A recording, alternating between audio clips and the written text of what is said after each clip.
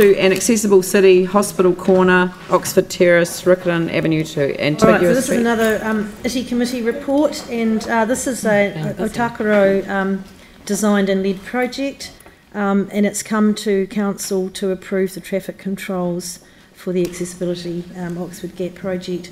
Now, I was not able to be present when the ITI committee discussed this item, and because we hadn't seen it prior, I'd like to hand over to the Deputy Chair because he was actually part of the discussions and debate. I would like to recognise the Deputy Chair of the ITI Committee. Thank you. Yes, so obviously this one came to the committee with not a whole lot of background information, which was a bit of a shame. So it actually took quite a long time to talk through and to come to a conclusion. There's obviously a lot of concern with this design, especially the conflict that it's actually creating between the users of the shared path and the hospital users that we walk in directly through that shared path at right angles. And so therefore one of the recommendations within the committee's resolution was to include a pedestrian crossing, which I understand is subject to a bit of debate, but and also in there was obviously to consult to reduce the speed limit for cars along there to 10 k's. I think we need to accept obviously that this area is going to have an extremely large amount of vulnerable people in it that obviously have to use the hospital. So it is concerning this design, and we did spend a lot of time before we came to these resolutions. The committee was not unanimous. There was one that voted against it, which I guess shows a little bit to the actual debate that we had. Yeah, look, I have to say that when I read the diagram, well, attempted to read the diagram, I felt enormously challenged because it was largely illegible. So, and I was a little bit concerned about consulting on a 10k speed limit, and I did think about whether that should be 15k because that would then match the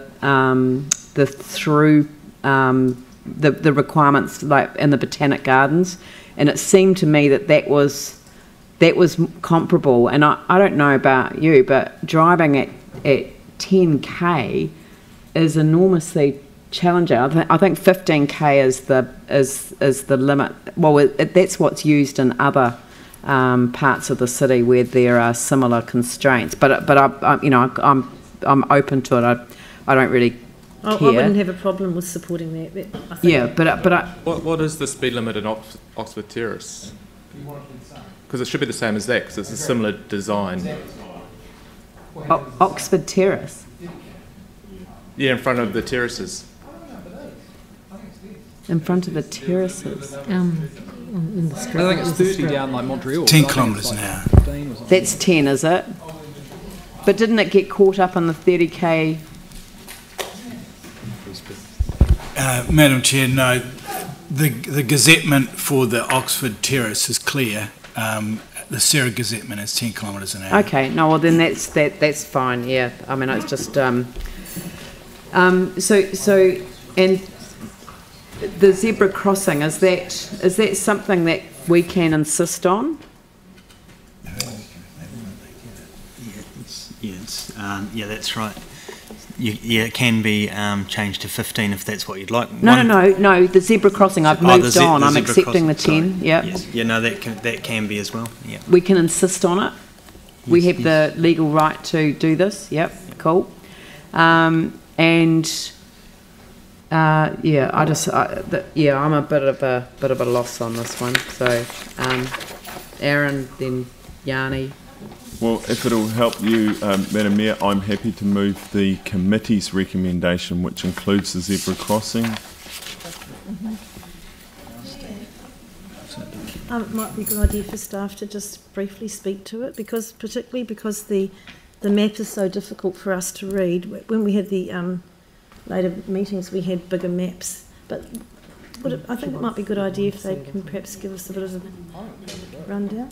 I mean, I might be alone in this, and you know, I'm reasonably comfortable. They were just a couple of questions. I found it very difficult. I mean, I'm happy to go with what the committee recommended. So so Aaron's moved it, and somebody's going to second it.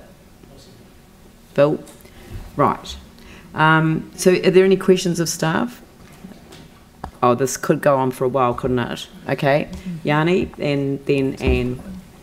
Just wondering how much it's going to cost, because in the financial implications we're told all costs will be met by Takaro, and then it says we're going to be covering the maintenance costs. So I just wanted to know what's the total capex and what's the ongoing opex that we're going to be faced with.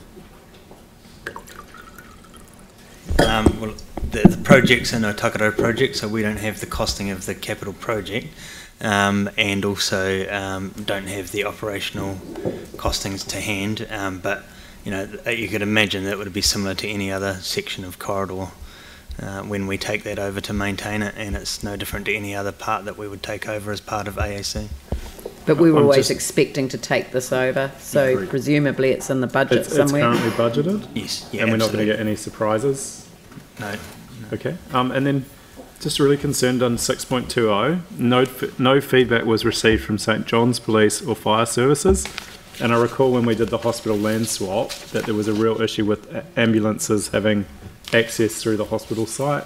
Also recall that fire service is really important, and you know, I'm really concerned to have a significant change to a street that basically doesn't have any written feedback from those organisations. So has anyone actually spoken to them? Can you tell us what feedback that they've given, and can we get something in writing confirming that they're okay with what's been proposed? Through you, Madam Chair. Yeah, we were concerned because the consultation was done by Otakaro, and they filled out the consultation section of the report. When we read that, we were concerned about that too. We specifically queried that, and that we got that response back that they had been consulted and there was no response from them. So that's Otakaro's consultation. Yeah, but we're saying that no response is not good enough. Yeah. Yeah. We need So to get a response. can we ambulances. just put this up paper? I mean, how urgent is this? Because I mean, I don't feel comfortable passing a paper that has no response from our emergency services that will have to access some buildings from this road. Only one? Only one. This Which is not one? a through road, Madam Mayor. This You is, say no, it's not a through road, but it goes to. well, the only one would be outpatients and accessible It's from only the four other sites. outpatients, which is accessible from the Four other other side. sites, and the hospital site is completely independent of this. And if there's a fire there, this like DHB come and spoke to us on this. Yeah. And including the head of the clinicians, and they did not raise any concerns around those because the ambulance bay moves to the far end of the hospital. Yeah. And they have their own on-site fire plans, so Okay, it would all not. right. It was Well, just the pedestrian crossing. No. We're not going to wait and then hold up the entire development of the outpatients building, which will be ready soon. I mean, it's. Next year. Yeah, so, Phil? I'm sure what Aaron has said in relation to... Sorry, apologise. Okay, Anne, you were next. Thank you. Steve, I remember you saying something about a 6-month trial, sort of and reassess, particularly around the zebra crossing, which we've decided to put in. No. Would it be worth putting something in there in terms of a review of how things are working? So yeah, through you, Madam Chair, there actually is no conflict. There is no conflict at the present time. There's a cycle lane, a separated pedestrian footpath, a drop-off pickup for the outpatients. The crossing, the courtesy crossing, once the outpatients building is built, there will be movement from the main hospital site down the ramp and across the cycle lane. There's a 1 metre gap before you step on cycle lane, before you step onto the shared path. But until that, once the emergency department moves west down past the nurses' chapel, then that redevelopment of the hospital there is an unknown. That may increase the flow across there. There will be hospital staff going back and forward, and there will be porters bringing people from the main hospital building down the ramp to the outpatients. There is not a great flow at the moment. Quite frankly, there is no conflict. And quite frankly, there is a buffer before you step onto the path. Yep. Right. Need for a review. of the whole layout in, say, 6 months' time? No, we don't believe there is an issue, and if it was an issue, it could, like, for the cost of a couple of $1,000, a zebra could be put in there at any time. Phil? Look, I just want to clarify the situation around the emergency vehicles. I certainly think that Councillor Keown is correct, and I thank him for his comments, but I just wonder if the staff might also comment on the aspect of emergency vehicles and where they might access. Okay, as it was, through you, Madam Chair, as it was pointed out before, the emergency department moves west. The only access, the outpatients actually, the main access to the outpatients is off the Oxford Gap, but that's for the drop-off pick-up of their patients.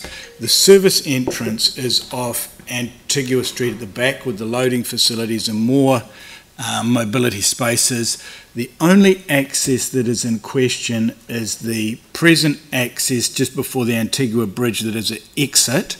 There is a resource consent in now with council to turn that into two-way, and that's probably to facilitate whatever gets built in the emergency department site. But there's no need to go into the gap unless you're dropping off or picking up at the outpatients. Madam Chair, if I could just add, I've just had a chat with Otakaro, and they have spoken with St John's Police and Fire Services, and excellent. The reason why they didn't submit was because they were comfortable with it. Excellent. Perfect. Good outcome. Right, we've got a mover and a seconder, so Mike, then Sarah.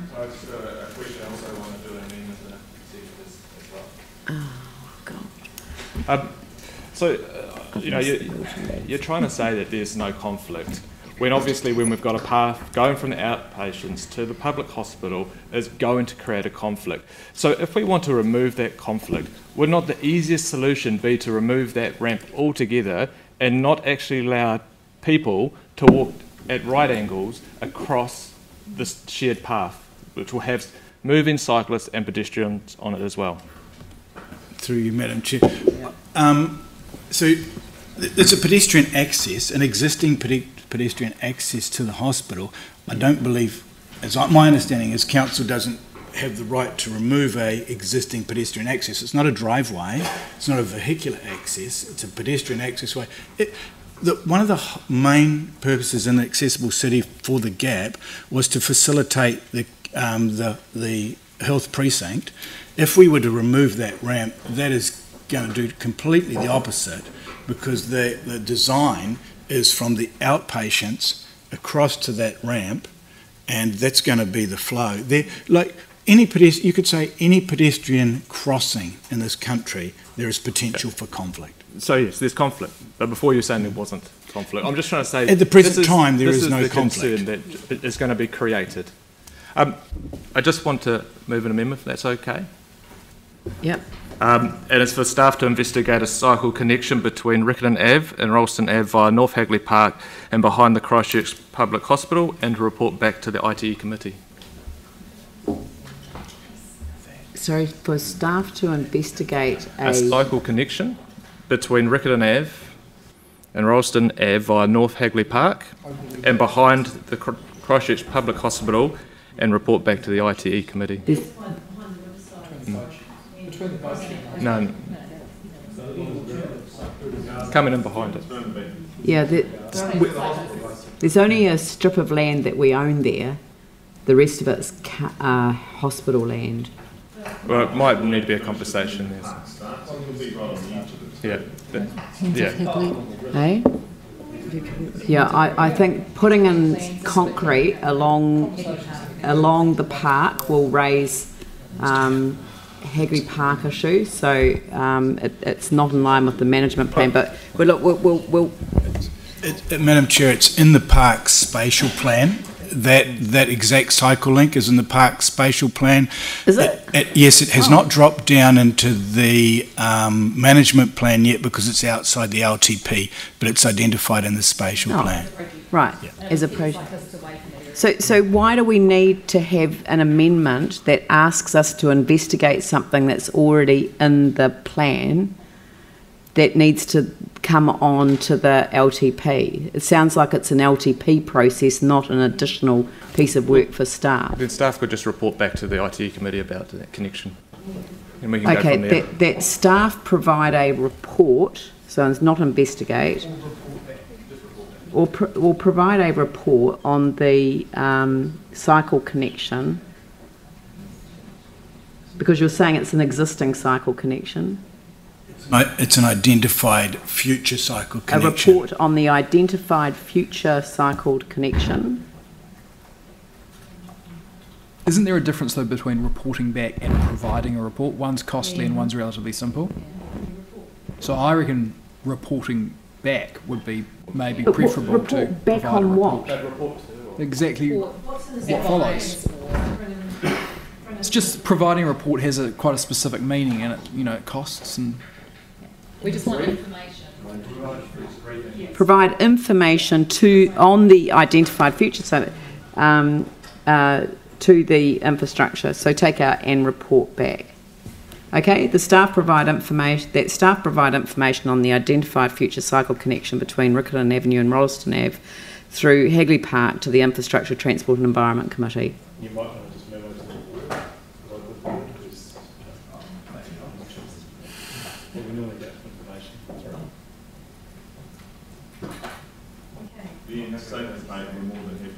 Yes, we'll pop that up as number 3, please.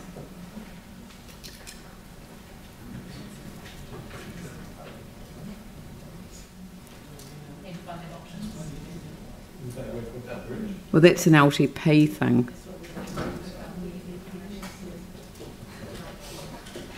Provide information on the identified future through Hagley Park. Information and funding options, so that it's got cool. All right. So that's now included as part of the whole. Now, Sarah, did you want to speak on the resolution? Yeah. Actually, I'm not going to vote in favour of this today, and I didn't in the ITE committee. Neither of the key stakeholder groups, the CDHB or the cycling groups, were in favour of the current design. They both see that there is too much conflict, and while there is now an option to look at an alternate route for some of the cyclists, the fact that that might be somewhere at some point in the LTP doesn't give me much comfort in the meantime. This came to the ITE committee without a workshop beforehand, and there was some time pressure. We were told that there wasn't even enough time to have a workshop before it came to ITE, and it hasn't been a good process. Neither of the stakeholder groups are happy, and I'll be voting against it. Anyone else? Aaron? I'll just briefly speak to it and ask everyone to support it. The adjustment was made to add the pedestrian crossing. I spoke to the 2 representatives that come from the DHB. If that was enough to get them over the line, if they were happy with that, they said yes, because their conflict point was the cyclists going that way and the pedestrians going across them, and this way it gave someone a clear right of way, even if it's not completely 100% legal by definition. I know that there's road rules around someone gives way to someone else when you're on a shared pathway, but as a regular cyclist, I'm not completely aware of those myself. I don't know who knows them all. I know Sarah does, and but I'm not sure if everyone does. But they were happy once they knew that that zebra crossing would be there. And you did allude earlier to outpatients, mostly a long way through construction, and it is set to be opened. The disruptions in traffic around the hospital have been, to say the least, diabolical at times. The sooner this stuff gets finished and all the roadworks move away from the area, let the completion of one of the best facilities in the country get done, and look after the health of our city, the better. Vicky, then Phil. I agree with Aaron. I went into the meeting not particularly liking any part of the design, but I have to say that the answers from Steve and other people and the compromises that were made actually persuaded me that it was good. And I also spoke to the health board representatives after the meeting and asked if they were now happy about the safety, and they were. And I think we must have spent 2 or 2.5 hours on it. I think we worked through, by way of what wasn't supposed to be a workshop, which turned into a workshop, all of the issues, and I actually now feel quite good about it. Yep. Phil? Look, Vicky has said most of what I would say. We did a lot of. It was like a workshop at the committee. There was excellent response from the traffic engineers. We've allowed for the future cycleway, which the cyclists wanted for safety.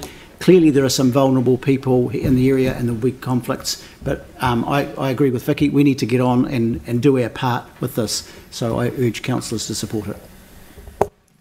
Thank you. Yeah, I'm going to support it now. As I say, I was a bit confused by the diagram. So I think this is a good place for us to be. And yeah, so I'll put the resolution. All those in favour say aye. Aye. Those opposed say no. No. Hands up for no. Templeton, Johansson and Swiggs. Thank you.